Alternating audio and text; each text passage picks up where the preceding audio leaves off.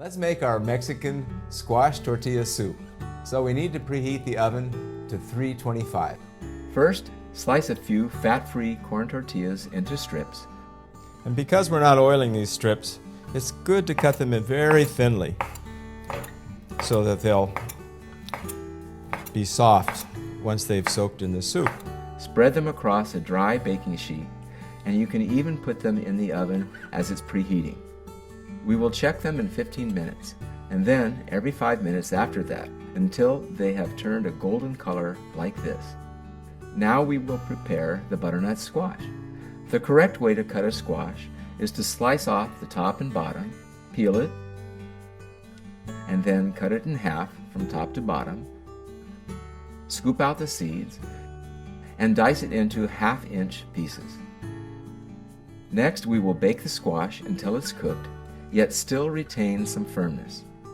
While that's baking, we will cook the onions, pasilla chilies, and corn. We will saute the corn, pasilla chilies, and the onions with a little salt in a medium-sized soup pot, stirring occasionally over a medium heat until the onions are light brown. After the corn and onions have browned, add the salt, water, powdered cumin, powdered vegetable stock, and nutritional yeast. Bring this to a simmer for 10 minutes. This is a good time to check your tortillas and your squash. Add half of the cubes to the soup pot and puree the other half in a blender with just enough water to cover the squash. Then add them to the soup pot. This will give your soup a nice creamy texture. Then drain 2 15-ounce cans of pinto beans. You can use any type of bean, your choice, and add them to the pot. Now let's fill a soup bowl. First, place the tortillas at the bottom and pour the soup over the top. We can garnish with some sprigs of cilantro and a wedge of lime on the side, which can be squeezed in as you like.